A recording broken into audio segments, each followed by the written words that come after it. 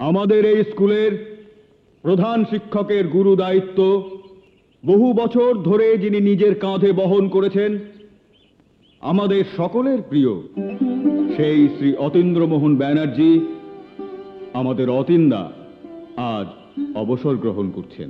কিন্তু আমরা নিশ্চিত জানি যে আমাদের বিপদে আপদে অতীনদা আবার আমাদের মধ্যে এসে দাঁড়াবেন। অতীনদার আদর্শে অনুপ্রাণিত হয়ে তার উপদেশ নিয়ে আমরা আমাদের স্কুলটিকে আরো সুন্দর করে গড়ে তুলতে পারবো, এই আশা আমরা রাখি। এবার আমাদের অতীনদাকে কিছু বলবার জন্য অনুরোধ করছি। অতীনদা, আসুন।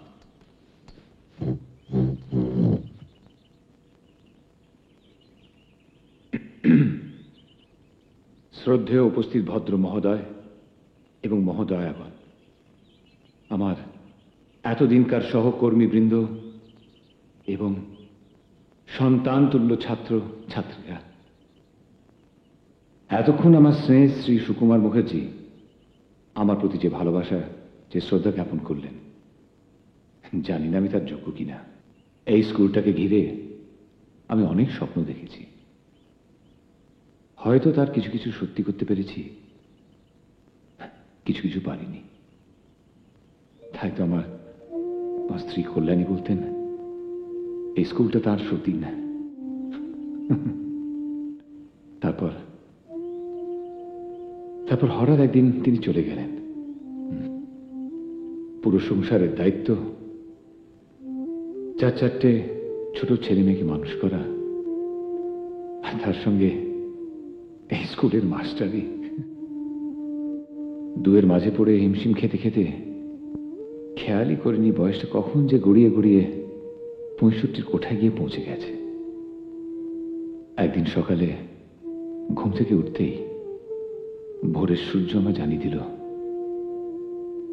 আমি বুড়ো হয়ে গেছি। বিদায় নেবার আগে একটা কথা বলি, আমি এতদিন তোমাদের মধ্যেই ছিলাম, তোমাদের মধ্যেই আছি, তোমাদের মধ্যেই থাকবো। যেমন ভাবে পিতা বেঁচে থাকেন তার সন্তানদের মধ্যে। অতীনদা, এই আমাদের স্কুলের ছাত্রী মিনতি দাশগুপ্ত। ও আপনাকে লাঠিটা উপহার দিতে চায়। বাহ, লাঠিটা তো খুব সুন্দর, কিন্তু লাঠি নিয়ে আমি কি করব মা? বারে, আমার দাদু যে বললো এই লাঠিটা তোমার এখন দরকার। তোমার দাদু ঠিকই বলেছেন। সংসারে যে বড় হয় তাকেই সংসারের হাল ধরতে হয়, এবং তার হাতে যদি একটা লাঠি থাকে তাহলে তার মনের জোর অনেক বেড়ে যায়।